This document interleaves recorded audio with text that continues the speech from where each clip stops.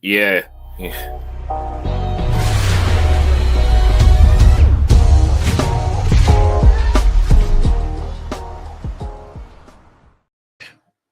Oh, yeah, I forgot. What's up with what's going on, everybody? It's Ron Brown, LMT, the People's Fitness Professional, aka Soul Brother number one.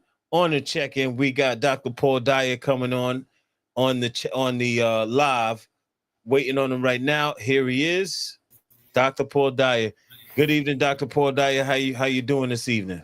I'm doing well, man. I ain't doing well. I know you're ripping and running, so good for you. Thank you. Yeah, man. You know what I'm out there. A lot happening, man. A lot happening. What's going on, man? I see you on your Instagram. You're practicing firearms and shooting and things like that. How often you do that? For me, remember, I'm an old man, so I get to do as much as I like. Probably about 3 days a week, easily. Oh, wow. Okay. Yeah. Right.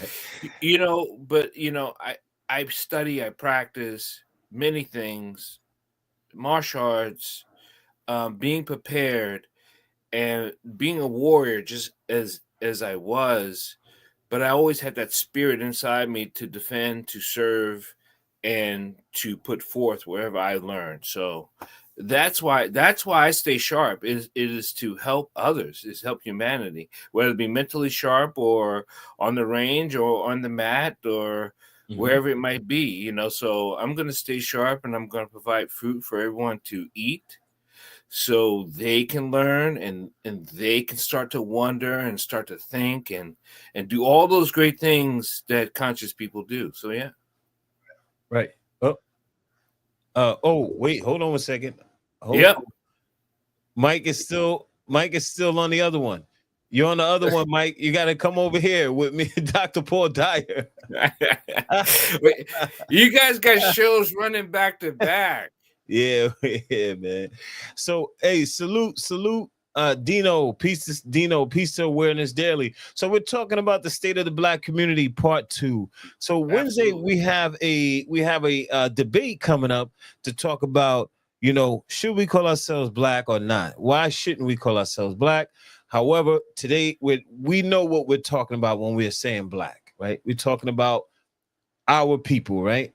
Correct. Our people. So the state of the Black community, as I look out, and I mean, you can't really tell from Facebook, but if you look at Facebook, if you look at social media, you're gonna say the state of the Black community right now is going bad. It's going bad, and a lot of the time I'm frustrated about it, and then I just start rambling on Facebook because I need another outlet for this. So don't stop rambling, and I'll tell you, don't let your rambles get confused. You may know what you're thinking. You may know what you are trying to convey through your heartstrings, but people are not always in tune. So how they hear things, and then how they're emotionally going to connect to their personal hearing, you're going to be out. You know what I mean? I think that's why we can do shows over and over, maybe not for the same people. It's like a fitness magazine for you. They really say the same thing every month for the last 30 years. They put new faces on it. It's just, for you, it's an ad magazine. Any fitness magazine is just nothing but ads, right? And then the little things they do tell you hasn't changed. So why would someone now say, you know what, I want to get into fitness, and they're going to start talking about things they read and heard and seen and saw, and you're like, yeah, we've been doing that for a while. And the state of the Black community has not heard it, and they're not listening. It does not matter how many people you push out in front of them saying the economic failure, right? We're not even talking about the welfare gap or trying to chase someone else. We're talking about own personal, collective economic failure. We're also talking about our own, not what the school says, not what, statistics say. We failed in our own education. Mm-hmm. Then you get into academia, and we have failed in a grotesque manner Mm. that it should be put on a, what do you call when something is like opiates is now a Epidemic. epidemic. Yeah, we are a collectively grossed, failed thinkers. That's what it is. That's exactly what's going on. Yo, the thinking. It's the thinking. Thinking. Oh my It's God. the thinking. It's so scary when you can have a person who has a successful whatever, right? Successful, say like we're talking in a billion successful. We're talking in like tens and hundreds of millions of dollars successful. And those people are reluctant to put back into Black community. Mm-hmm. What? It's like, what? And then it seems like if you ask or you put out an ask, you get no response, and then you get, well, we're doing a lot. You have you're worth $1 billion. You're worth $100 million. What are you talking about? So many people, so many Black people are just asking, if you pay my rent for a year, I can get myself going. That's amazing. How much does that cost? What's your rent cost? ... Paid. Now go be the strongest you, and that's your payback. Mm. We're not asking to build us something or to make us something. Give us a chance collectively. Mm-hmm. That's the thinking that is so peculiar into the studies of my own education, is because, as sad as it says, like, we heard about the slave mentality. Mm-hmm. Right? We've heard those things, we read those books, and they're spot on. And then you go, now that someone understands that they might have a slave mentality, what can I do to change it? Dr. Dyer, I respect Yeah. what you said earlier, but then by you saying that, some people will be like, well, you are basically encouraging them to be victims. Like, you're gonna cover their rent for for a year, so they can go out there and be the best that they can be, right? But Well, on that same note, and then maybe I'm being pessimistic, the world doesn't care, because we are our own. We are detrimental to ourselves and others. Like, we are our worst judges, especially within our community, because depending on somebody's circumstances growing up, like for instance, I had to figure things out on my own. And I always had that mentality, like, nobody cares. They could be like, oh, I feel bad for you, but do they really care? So that's when people try to care. I'd be like, but I nobody cares, really. and you're not wrong. So let's move to the next stage then. Yeah. Let's say I got it. Here it is. I'm giving you a chance. That's it. I'm not talking about paving your way, because if I could pay for several families, however I could afford, for them to, if I paid this for a year, how extraordinary they would be able to be. This is their opportunity, and I'm not victimizing it, but I'm taking away one of the barriers. No, I respect that. That's all. That's all. Yeah. I'm not gonna no one can breadcrumb their way through it. No, You're right, and to 'cause me, others will say it. They'll be I like, like "You to encouraging me the victims." a Mm, thinker and a doer. I'm going to try to remove some barriers, just like exactly. before you can, because that's the warrior in me, Yeah, right? I'm with you That, with that. I'm going to try to remove some of these barriers, so now you can make it the next step. But you definitely want to have to figure this out. Your next step. We had one of the greatest thinkers that I've known and become friends with is Dr. George Fraser. He written about this 50 years ago about the economic prosperity of the Black community and how it's failing itself. Yeah. And we've talked and we said it on the show. It's about your thinking, Hmm. right? There's not a playbook out there that has studied the Black people, pros and cons, but the rest of the world uses it as, how can I turn this over on them? Hmm. Right? So the Black Panthers talked about it. Many civic leaders and social justice leaders have talked about how they turned yourself against yourself. Hmm. Okay, so if you hear that, what is your next step? Is it to play into it, Never. or is it to understand it, of how you're hearing it, and what you could do about your next vision of thought and words and things spoken to you? How do you turn it into an action? And we are not been actionable. Hmm. Mm. I agree with that. No, I agree with what you said. I'm all about giving back 100%. But if we're You know, not actionable for our own selves, you can't be for others. we Exactly. can never be for others. And then our community can't be actionable. I'm not talking about the group doing Hmm. something, those people doing something. Hmm.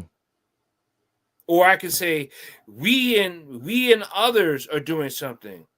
Why aren't you doing anything? I'm pointing my finger at you in a very vicious manner and saying, what are you doing? And if you give me an answer saying, it takes me a lot just to get up and go to work, I'm sorry, that's not enough. It's not enough. Because when the cities turned very cold and dark and warrior like, you're not going to have a community that you could depend on and defend, because you don't know your neighbor and you don't even know if they need rice. I agree with that. We're not talking about steaks. We're talking about rice. Do they have rice? You bought a big bag, 3 weeks ago, and it's big, but you don't even know if your neighbor needs rice because they couldn't Mhm. get a big bag. Exactly. Exactly. Mm. So we are turned on ourselves, so we're easily defeated. I agree. I agree. Mm. Mm. I'm with you on that because my mother raised me to be community based. Like I watched my mother growing up bring homeless people off the streets into her home. Me too. My mom was the same way. Yeah, and I've done it too. I pick up hitchhikers. If I'm out with my friends, they see I'm always feeding homeless people in the street, to a point that the guy in the store be like, "Why do you do that?" I'm like, "Because it's the right thing to do. Because that could be you tomorrow. You never Right, know. right. That could be me." So it's like, just to have that ray of hope, it feels good. At least I know somebody not going to bed hungry. That could have been their first meal for the day. They one and only meal. So I'm always willing to give. But to go back to that, what you were saying, there's times I've dreams. I'm like, you know what? I would do that for the community. Help those people out. Remove those barriers and those burdens to give them a fresh start. But then there's times people say, I wouldn't do it because I had to figure it out. And I'm like, it's easy to say that. But how would you, put yourself in that person's position? You would have felt good to have somebody give you a fresh start. But that person who just said that to you Yeah, is not a thinker, exactly. right? And here's a realistic part. They become a detriment, Hmm. right? So they become an hindrance to the next movement. So, do we discard them and remove them? Because they're not helping anything. Now you become useless to us. And I hate to say it, do we start vigilantly just removing people that isn't good for us? But then you come into who's making that call. Yeah. Yeah, I wanted to go, add on to it. So, like you say, just back to your point where, when you were speaking of people who are making like hundreds of millions of dollars, $10 million, and they're still not doing anything for the community. However, they are just disconnected from the community. So what they do is they'll put money into charities and things like that. And charities, that's a big business, right? So they're not putting the money in the spaces where it could where we could really see growth and change in the community. So because they're disconnected. So that's the problem I see with people who are making that kind of money. Let me, and I did a paper, and I wrote a paper about this a long time ago. Let's go here, New York.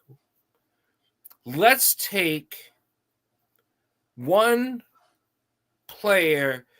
How many athletes, pro athletes, are considered to be New York? So we have, we have the four major teams: hockey, basketball, baseball, football. And we have two of those because of the Jets, Nets, Mets, right? Islanders. The Yankees. Well, yeah. So take one player, pick a borough, and pick a neighborhood, and take 1% of their total salary into that neighborhood. How much of a difference do you think it would be? A lot. We're not even talking about them giving up 10%. We're talking about 1% of their total salary. Now I get that. Now, how about this? 1% of that total salary in a neighborhood. What would be the first thing? Now, this is a hard question. What would be the first thing to fund in that community to see effects? Small Black businesses. No. It's actually not as grandiose as that. It is to understand living conditions. That's true. Right. So let's go with this. Let me not pontificate on all this other stuff. All the stats are in prior to the investment, right? All the stats, education, school, all of it, right? For that neighborhood. The family, the dynamic of the family, the welfare of the family, health, all those are in, right? The first thing we do is to teach thinking. Mental health. Is to teach thinking. Education. Now, that thinking tree helps the worker who is working, helps the mom who is struggling to be a mom, because we're teaching thinking in how we or I individual process. You teach that, then the woman, man knows that, this my thinking was kind of off for years, 30 years. Holy shit. Now I get to have an idea, and it could grow. Maybe that idea doesn't grow. Maybe the next idea. But thinking is crucial.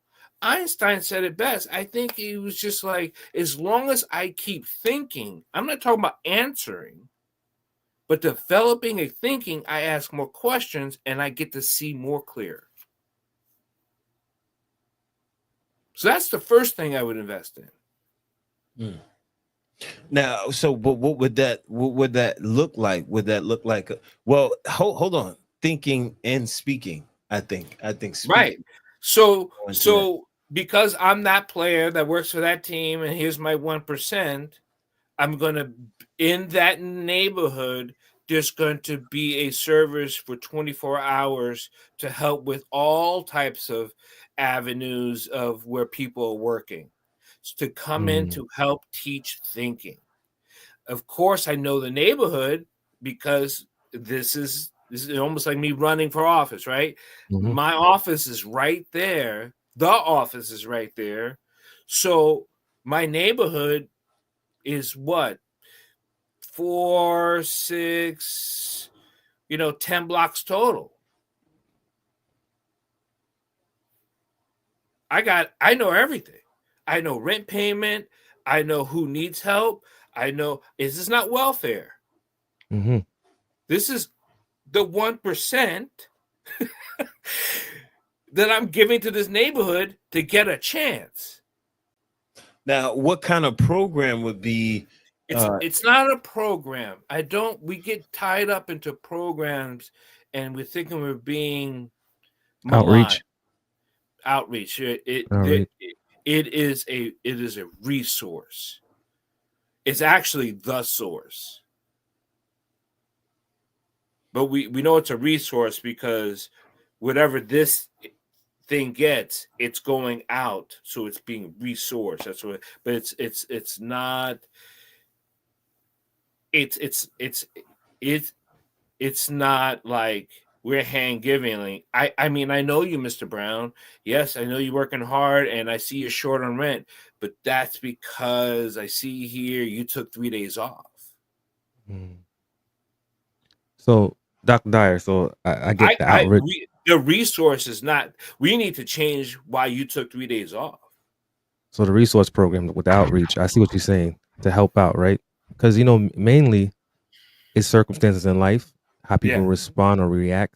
Because not everyone reacts the same way or responds to adversity. So the first thing I would do is education. As you say, remove those burdens, those financial burdens. Education, put you in a kind of training environment to help reform. And I think that's part of my thinking. When I say thinking, it is rewiring your processor, right? Because we're going to go over how you feel about money, how money reacts to you. Why do you have this thing? So we need to remove those things, some concepts about financials and money, so you can get to a financial gain or an economic lift.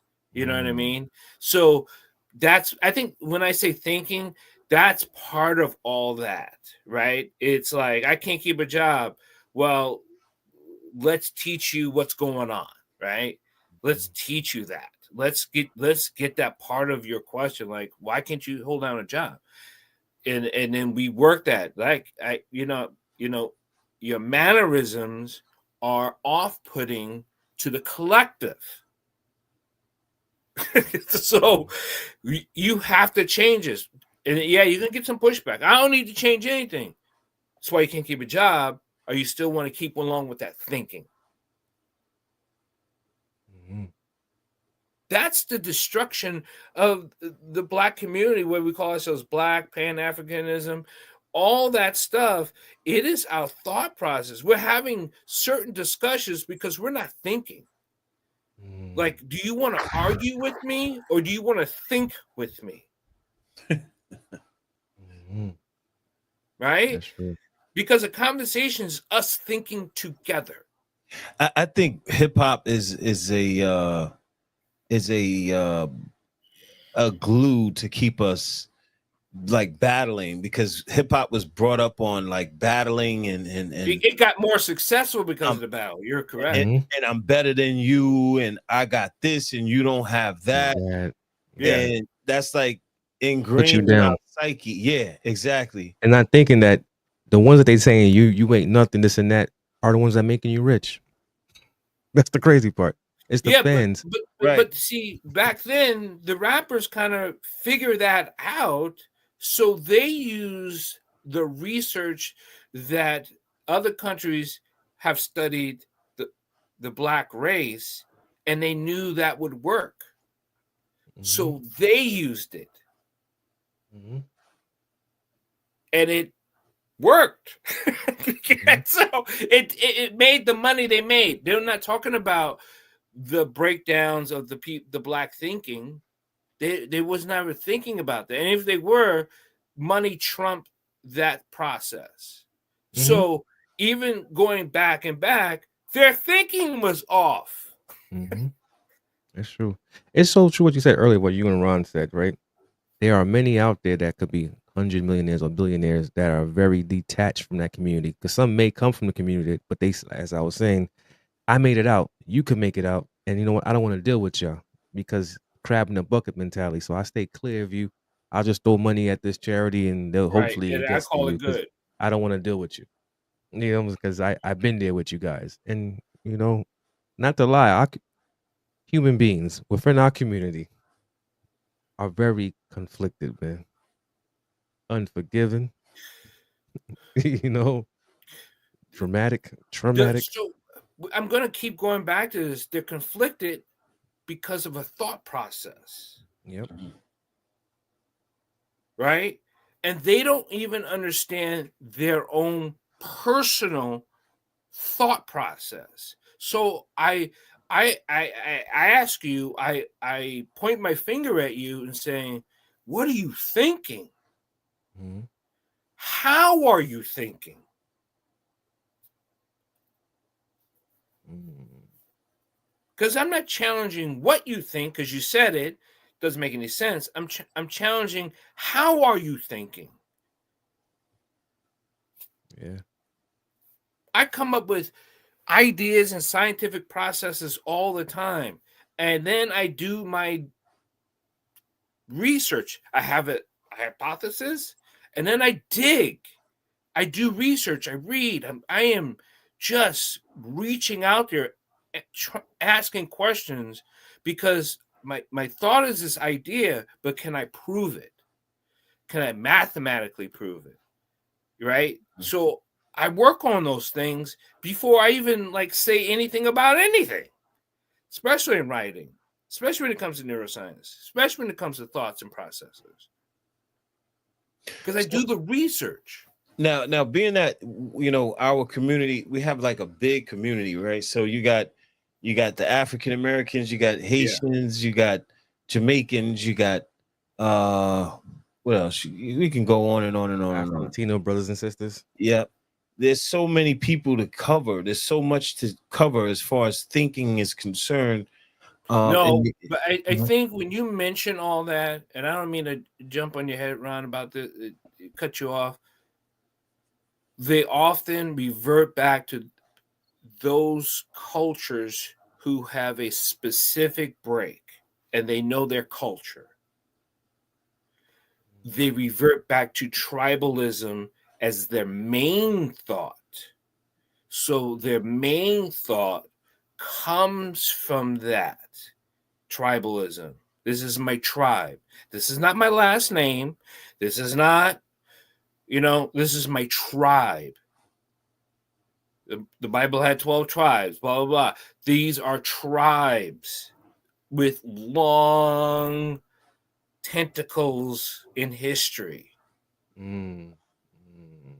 So a lot of traditional thoughts in a tribe has a basis of still going back to the tribe. Mm-hmm. Outside of that is the humanity of it. Mhm. So I am Haitian, I'm black, you can call me anything you want, and I'll fight for all those things with you, but I'm still a Haitian. So don't get it twisted. I'm African. Sorry. right? But the Haitians have their lineage back to a certain tribe. Mhm. They do. There's nothing they're going to do about it. There's nothing that hasn't been taught and passed on down. Yo, Dr. Paul Dyer is on point. It is. It's on point. It's like automatic. It's like Mhm. automatic. It's like you can't help it. You Yeah. can't help but to They're go thinking. back to your own tribe. Right. You're right about that. Now, continue. Like, okay, I Yeah. want to hear the rest of this. Yeah. Yeah. Go ahead. So when tribalism comes into being defended, now we separate.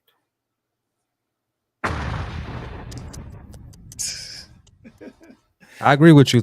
I agree with you. I agree with you. I see where you're coming from with that, but I get the tribalism, but I believe the tribalism also put us in the predicament that we in. No, it does. It actually does, and it's okay that it does, but it is what it does. It's detrimental because whether it be in Afghan, whether it be in any place in the Middle East or in Africa, in any place, the tribalism goes deep, and we stick to those tribes, which is why we are not understanding why can't we have peace in X and Y different areas of the world. Well, people think Judaism is a religion. No, it's from a tribe. Okay, so let's get back to the original. They're a tribe, right? Because if you think it's the only religion, then you maybe only see white Jews, but there's black Jews. So it's a tribe. Stop. Christianity is a religion with no tribe. Different denominations, I believe, something like that. But it still doesn't Christianity. matter. Still Christianity. Christianity is the only one that doesn't come from a tribe. Which is why the other 12 nations never really was like, what are you talking about? You have no history. So you're making things up as you go along, or as more people join us. Fine. But then Christianity thinks they're a tribe, and they're not. They try to put themselves in tribalism, which causes a conflict amongst other people.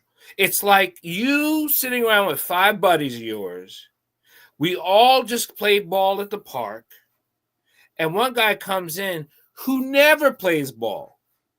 Never. Ever since we've been small, he doesn't play ball. But he's going to sit amongst us talking about balling in the park. Yes, he's been there. He's seen it. He's wrote about it. He's heard it. He's even preached it. But you're not a baller. And when other tribes see that in a particular sect, it's going to cause conflict. I seen that online, man. And Doctor, everything you said was a fact. But I always revert back to the institution of slavery, colonialism, and I said it in many episodes before. When I read the history of Hispaniola, when the French and the Spaniards had their war, later on they had their treaties. They say these indigenous and these Africans, I don't care what's going on between us, we must have an agreement where you take one side of the island, I take one side, and that was it. They had their differences in tribalism, but they started to be, as you said, thinkers and like, you know what? There's a bigger picture here. You will win and I win, and this will be good for Europe. Both nations will grow off of this.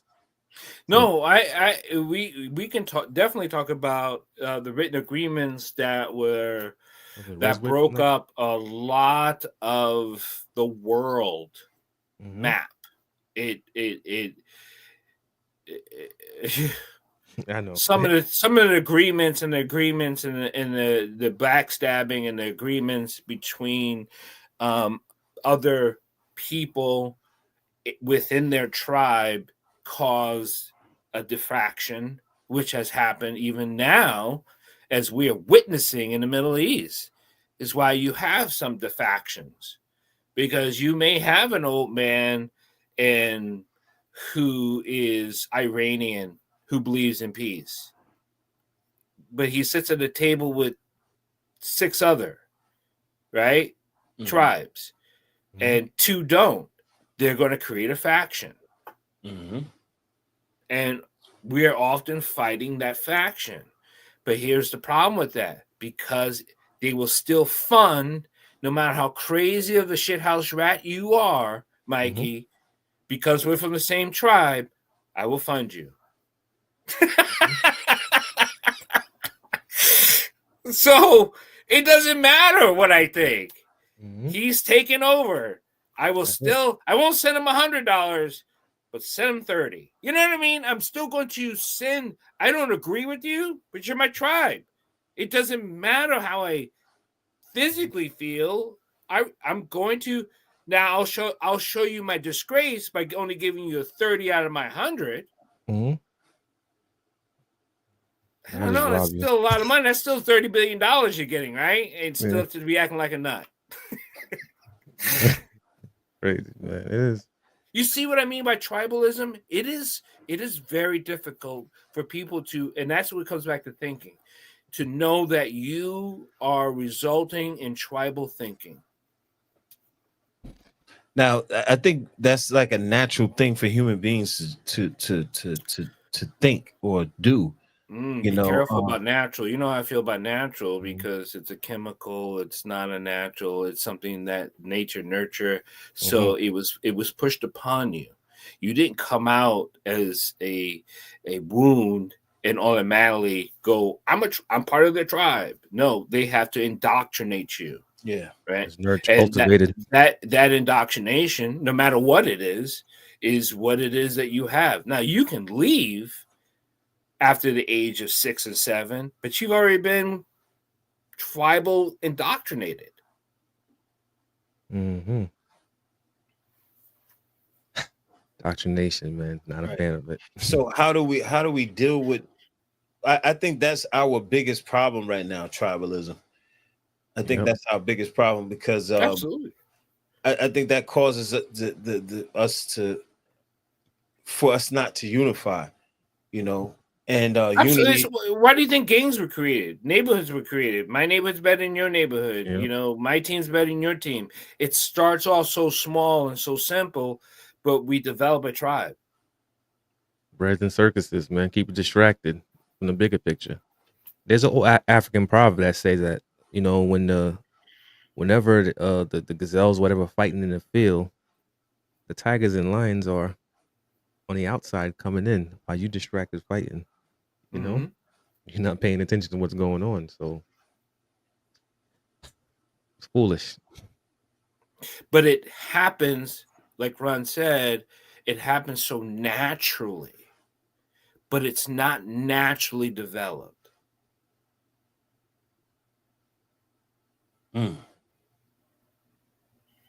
Got you. So now, how can we, as far as the black state, the state of a black community, tribalism can be an issue. The thinking. Now, how would you change the thinking around? Like, if you were to get this 1% of the basketball team, you would get one of the basketball players. They take their 1%. What would you do with that 1% of their income in the community if you had the dollars? Yeah, so it would be a fully staffed 24/7 office that disseminates the needs of the 10 block community, because there's one player, my 1% feeds and funds that. So however it's needed in that 10 blocks gets taken care of. I'm talking about simple as daycare and it's not welfare. Welfare gives and takes away, right? It gives you this and says you can't do that. This is not that. This isn't not that. It's how I also feel about reparations too.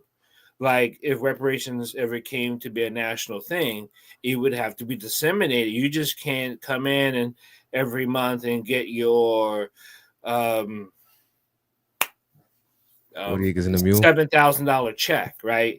You have to be going and passing financial classes. You have to be going and passing health classes. You have to be going and passing, because we are not giving this back to someone who's going to give it away. That's a fact. I got right? So forcible reformation. right, so I have to change everything about your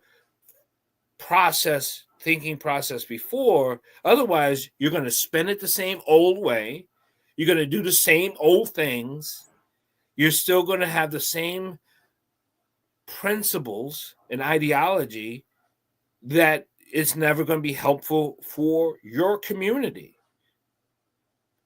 So now we're going to euthanize them because, like, we gave you a shot, we gave you the education classes, we said you can do this, we give you this much money, and yet you're not cooking dinner, you're buying McDonald's 5 nights a week. We're gonna have to get rid of you. I don't know, because you're killing us. Right?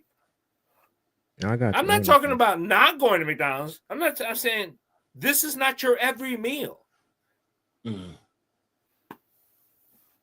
Right. Ryan and I, one night we went out.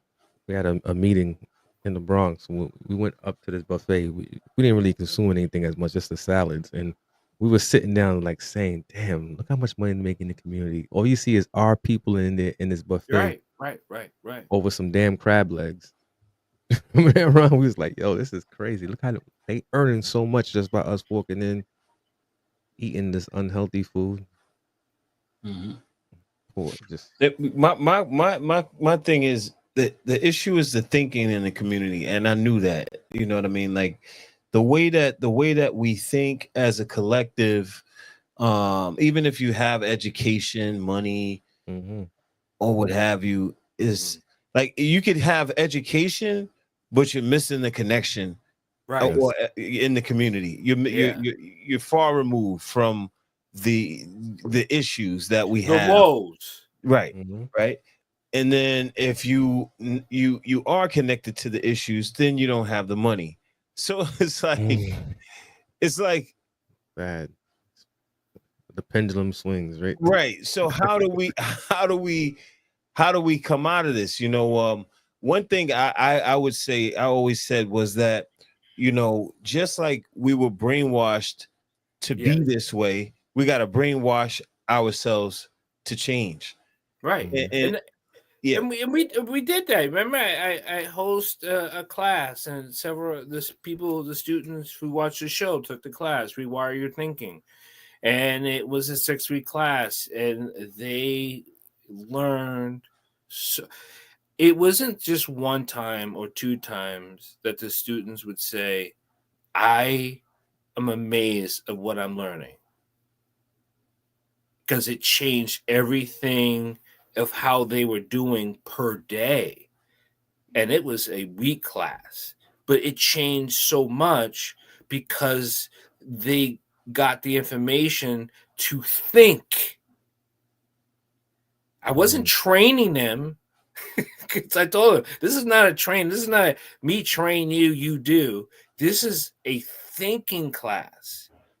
There's stuff we're going to do, but you're going to think.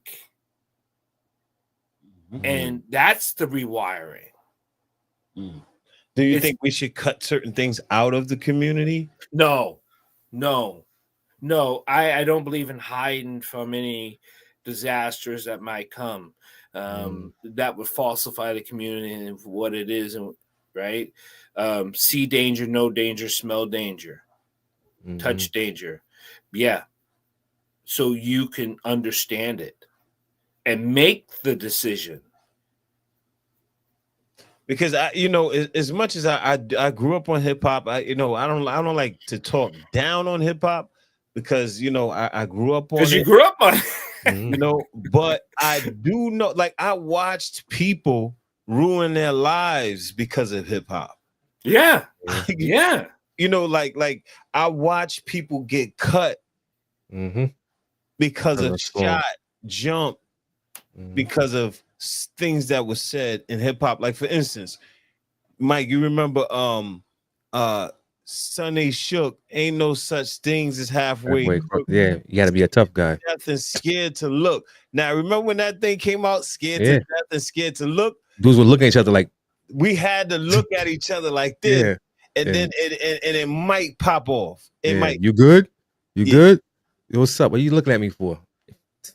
Like, just like that, and boom, something happened. or certain songs. I remember going to house parties and clubs. Certain songs would come on, and dudes be like, "Yo."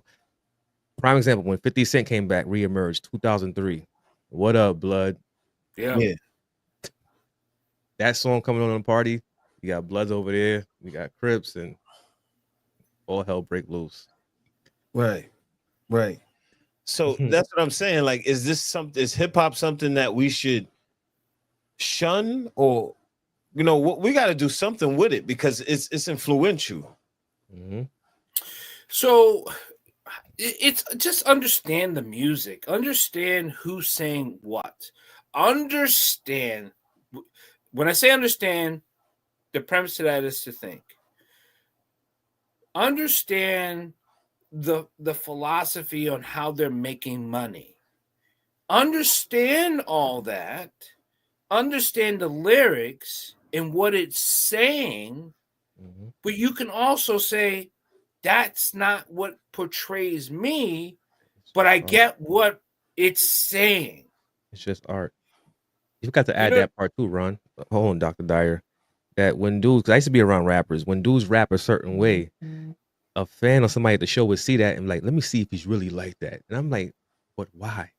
Like, if he's real, I want to see how he's gonna respond to this. And I'm why? Like, what's the benefit of that? well, it's the same reason why martial arts get attacked. If someone knows that you're in martial arts, you put it out there, you're going to be challenged. See, martial arts, that's something else. That's a study. It's science within itself. But the Right. street, I But don't but get that. so why is someone going to challenge you just because you study? Like they want to see because I want to check to see if this shit really works, and I want to see if he really knows what he's doing. Okay, There's a but benefit to that though. Still but sharp and still. wait a minute, two martial arts aren't the same. We go to the same class. Yeah. You can challenge one in that class, and it'll be all cake and roses, and you slamming up all over the garbage cans and the walls. Mm-hmm. The other one, who's a little bit different, same class, is going to end up putting you in the ground. Mm-hmm. Because I always tell my students, I'm lucky enough to be as proficient I am to save your life and mine. When you become talented and proficient enough and skilled enough, when attacked, when confronted, because you're unhealthy, I can save your life and save mine. Mm-hmm. Until you get there, put them down and walk away and make the phone call. That's it. But until you get to me, I'm saving two people because I know if you have this, what's up, why are you looking at me? You're an unhealthy person. Yeah. And you need help, and I would like to give you that help or that opportunity for help. The 90s was a crazy time. But that's what I'm saying. Like, I don't think I needed help. I just knew I had to look at people in the face, in the eyes, and, and whatever happened after that, it has to happen. We lived in a predatory environment where dudes, I'm gonna say it, were very insecure, trying to exert manhood. And he's hyped off a CD he just listened to. Now he's outside and he's like, yeah, I'm gonna see what this is about. And Right. there goes the beef. That's how beef starts. Something that simple. So. Which is why I love to study the brain, science. It's because we can have this conversation about what's wrong with the Black community, and the problem is that we're easily introduced and controlled. And that's because of the slave issue that was passed down genetically. We're easier to control this dog in 2025 than we did in 1690. Damn, man. My father used to say that. Right? It was harder to control that person but once I indoctrinated them, and all of them, they kept passing by this, I'm easily influenced. That's it. Which it has been studied, the Afro-American male is easily influenced. The Buying next and is the selling the woman. Negro. That's true. Mm. Wow. So the African American is easier influenced, you're saying? Um, I would say it's because of his lack of knowledge of self, like not knowing where he comes from, and not having like a foundational kind of like culture, if you will. Yeah. Even though African Americans do have like a great culture, um, however, a lot of us don't see it that way. Like when I think of like black culture or African American culture or black American culture, whatever you want to call it. As you see that, I gotta say whatever you want to call it right there. Black, African American, See? like Negro, Moorish, you know. Don't have. Anyway, so like we got oh, he went off. Mm. So we got if you think of African American culture or so-called black culture, you think of jazz, you think of blues, you think of Mm-hmm. R&B, you think of hip hop, you think of Muhammad Ali, you think of Everything. boxing champions, sports, you Yeah. think of Joe Louis on. Yeah. yep, you think Coltrane. of yes, you think of what else? What else? Black power culture. Black power. You think of the new Black Panther. I mean, not the new Black Panther Party, the Black Panther Party, the Nation of Islam. You Mhm. think of the 5% Nation. You think of what else? What else, Mike? What you got? A lot of things, but you know what's so dope about what you said about the knowledge of self concept, and this goes out again. This is Mikey saying this is my perspective. Correct me if I'm wrong. If you don't like it, argue me down. Whether you're African from diaspora, Caribbean, or here, all that knowledge of self stuff is great for us to know to be secure within ourselves. But it was also birthed from our history nearly being wiped out. So again, without the so-called white man's involvement, we wouldn't have the whole push to know ourselves. Right. Well, I would say before that though, we Yeah, still had a culture though. we said no. We did have a Yeah, culture. Don't get yeah. me wrong. No. You know, We had I'm culture. sorry. Yes, I'm sorry about my internet cutting out and things like that. But that's the anyone Bronx. who wants to challenge anything I say, or what you say, Mikey, or what Ron you say, on anything, or whatever you do, wherever how you are, Hmm. I want you to be able to ask that question. Well, how are you thinking? How you think? Yeah, of course. What Ron said was true. Like I was born here. Family could be from the Caribbean, but I was born here. So this culture is what I know being born here. And plus, my native, what my family tells me. But I was immersed into this culture because I was born here. So I studied it, loved it.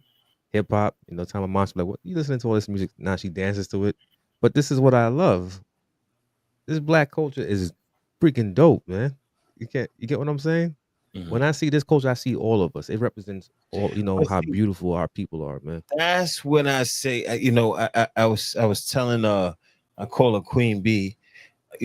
She likes to talk about Ghana and how Ghana is great and their culture and the greatness in Ghana. And I understand that and I love that and that's perfect. That's fine. Mhm, I'm saying that we are all African people mhm, and every culture is ours. So if I'm so-called African American, I could still claim Haiti. I can mhm, still talk about the Yeah, greatness in yeah, Haiti. I can right. still talk about and still and smile and feel like great. That's my people. That's what we do. mhm. Our Haitian people. Just like Yeah, she could, Mike and Queen Bee, she could look at African American culture and go see how resilient, strong we are. Look at all mhm, the culture we created, da da da da. yeah, And I can look out to Ghana and say, look how great our people are. We share the yeah. same bloodline, so the tribalism part, I think we need to kind of like get out of that in a sense. Exactly. Oh, don't feel bad. Ugh. I used to get it with certain family members to do the same thing. They were like, "Why do you embrace this?"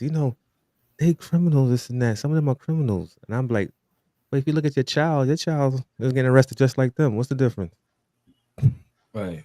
What's the difference? Criminality is criminality, no matter where you go. No matter, and it's a social. Is it a social idiom? Is it a social construct?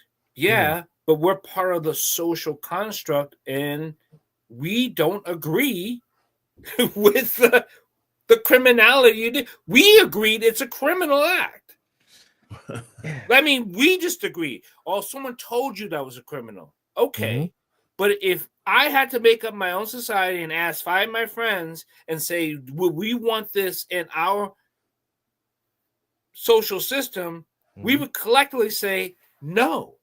Right. And I'm saying hip hop and our a social collective. I think that's what you just said. Yeah.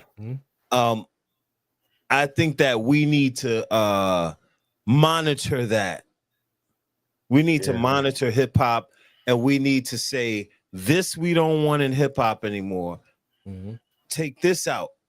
Yeah, we need to do it. Right. Now, just like the Jewish Defense League, don't they kind of like keep people in check in the media? Oh, yes, they and all do. that? Oh my God. Very quick. They do. Very quick. Why are we doing this? Why this is the easiest part. Dave Chappelle tried it in his comedy when he said, Richard Pryor said when he said he went to Africa, they said, did you see any niggas out there? He said, no. Dave Chappelle say, why can I say the word FAGOT, but I could say nigga easily. But if I say that, I'm gonna get canceled. So we need to go back as we said, Ron, cancel the cancel culture, because that's what's destroying us too. I think the cancel culture, but hold on. I know we got to cut off soon, but the cancel culture is created because people are not consciously creative. The cancel culture was created because a conscious person is not creating or thinking. So that's why they go along with the mob mentality rules, and they will cancel you because of the whole what they don't want to follow, right? There's still laws of nature and laws of science. So you don't have to follow them, but you have to understand them. Right. So Suli says censorship. I mean, if you want to put it that way, I'm just going to say yes. Yeah. I'm just going to flat out and say censorship, because right now we're not adult enough to handle big grown things. So we're stuck in a childlike state, and we're able to be moved around like Play-Doh to any conformity. We want the black people, the African people, to spend that $1.3 trillion a year on stuff that doesn't worth nothing to them, but everything for everyone else. Okay, so yeah, you need to change your thinking. Yeah. On that note, man, this was a great podcast as usual with Dr. Paul Dyer.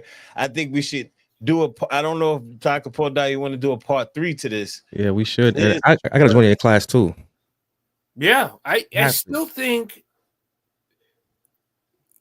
you're not going to be happy when there's tanks rolling down your street and we're in a war on our neighborhoods, a real war, and the people you thought were with it are not going to be able to handle it because their thinking is going to be detrimental and it's going to cause you sickness, pain, and death. Exactly. And I believe there's a ceasefire right now within 6 hours. Just putting it out there.